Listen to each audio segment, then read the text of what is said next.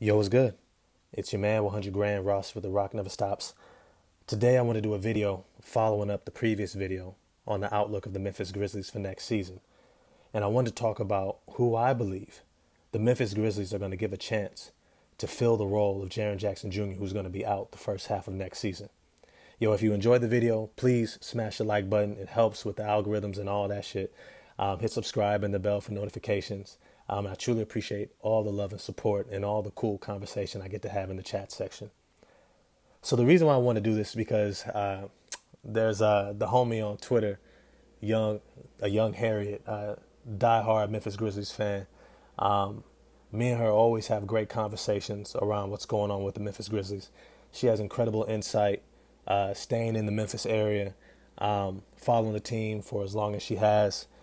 And some of the things that she brought up in terms of the personnel and how guys are developing and looking this summer has really intrigued me about how they're actually going to try to, not only want to say fill the shoes of Jaren Jackson Jr., because I don't think there's too many players in the NBA who could fill the shoes of a Jaren Jackson Jr., but different options that the Memphis Grizzlies may have to try to supplement what they're going to be missing, right? And maybe not the shot blocking, maybe not the length and all of that, but can they bring somebody in who can contribute to that starting unit in a way that buoys their ship, right? Because as competitive as the Western Conference is right now, no team can afford a setback. No team can afford an injury, especially to a significant player. No team can afford to not get off to a good start, beating the teams that they should beat, being competitive with the ones that they also should be competitive with, and then being able to take advantage and potentially taking down maybe some of the upper echelon teams that might be a little bit better than them. To start off slow this coming season might be the difference between finishing in a 5, 6, 7 seed or an 8, 9, 10 seed, right? And so the first player that I wanted to take a look at that they may try to utilize to fill his shoes is Zayer Williams. Zayer Williams is 6'9", has about a 6'10", 6'11" wingspan, very athletic, is able to get out in transition, knock down the open three. He's also really good moving off the ball, and probably his most important attribute is as a versatile defender. His ability to defend 1 through 4, and more so small ball fours because he's still pretty light, right? His ability to switch on defense gives them a defensive edge that allows them to really pressure teams, forcing turnovers and getting out in transition. And transition has been a major component of the Memphis Grizzlies offense and ability to keep pace with some of the other more offensively efficient teams in the NBA. To me, I think this is probably one of the primary options that they're going to check out first, especially with Dillon Brooks' impending free agency.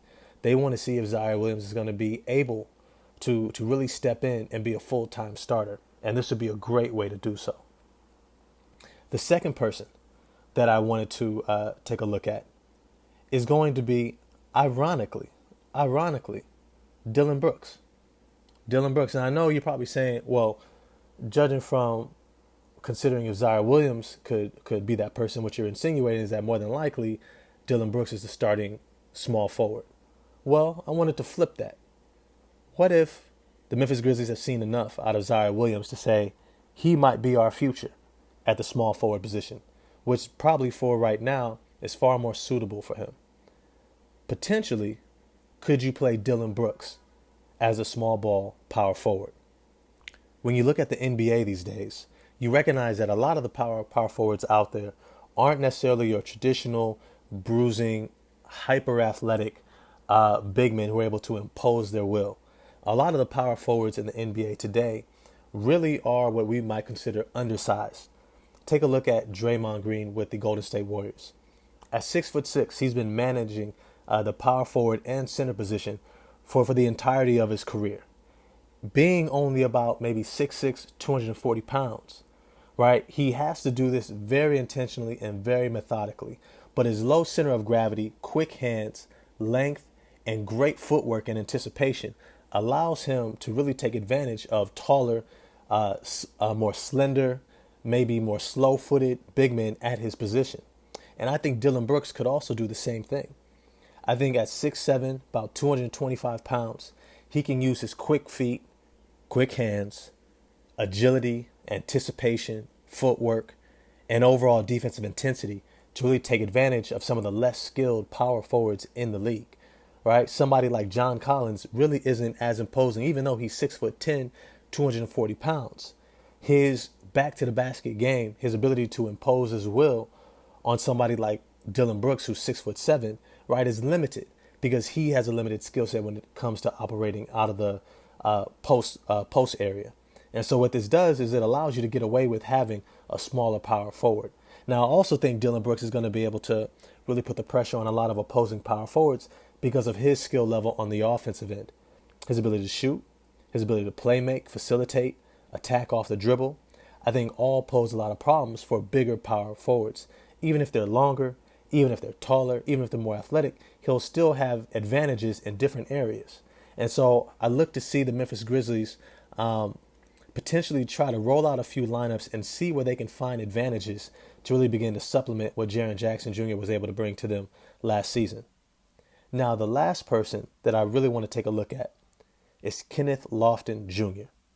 Kenneth Lofton Jr., man, I've been following him since he was playing in the U.S. Under-19 World Games, right, playing next to Chet Holmgren.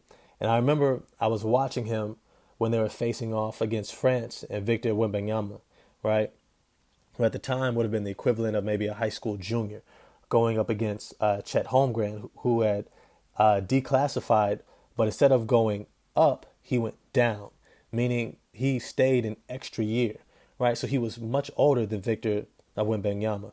And as I looked to see who was going to get the better of the two, because they have very similar body types, right, I kept seeing this like small bowling ball of a man named Kenneth Lofton Jr.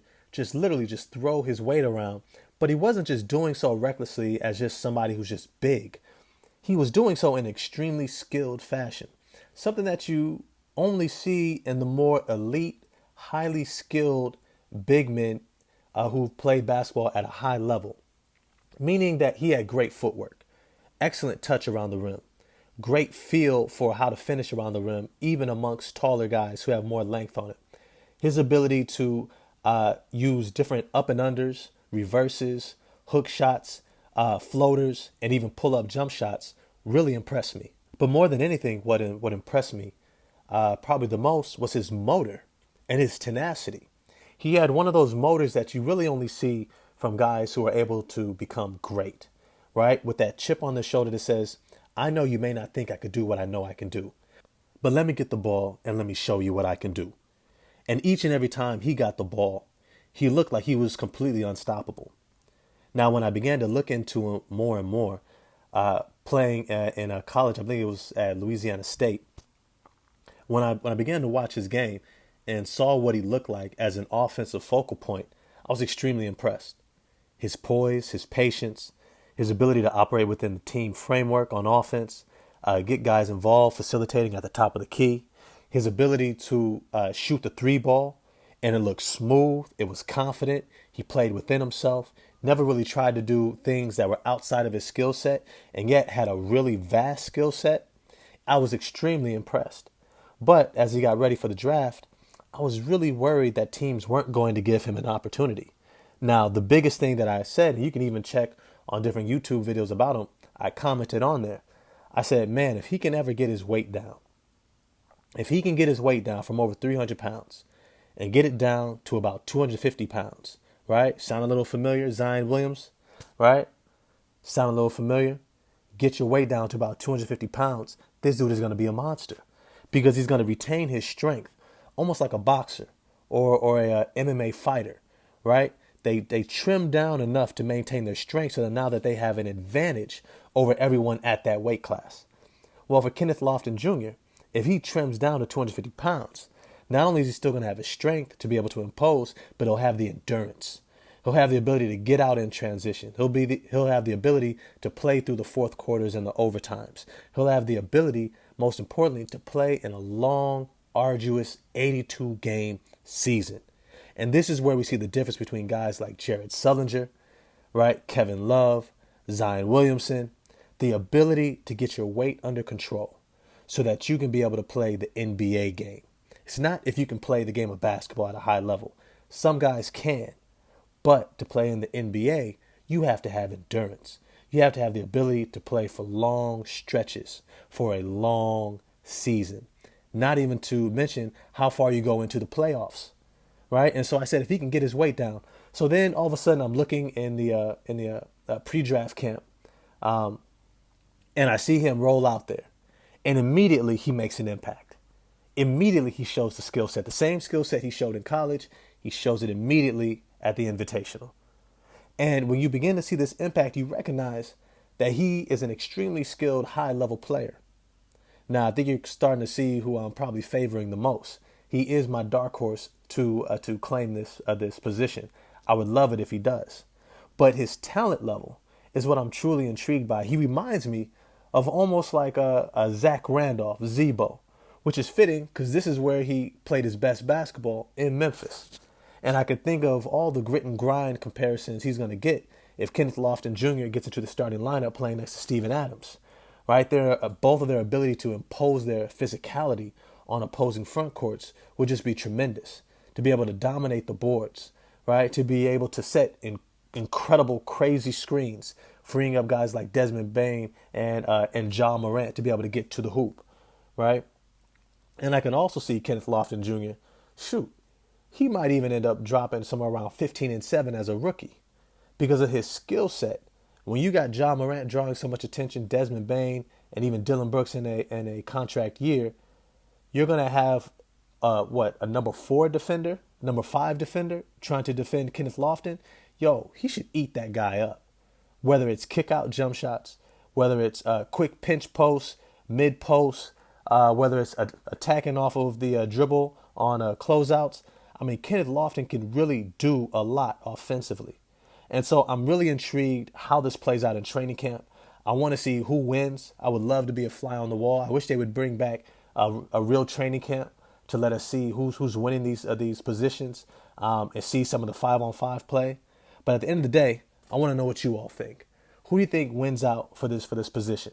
I know I didn't talk about David Roddy, who could have a outside chance of getting in there, but I think they're going to reserve him to come off the bench and play that winged forward position.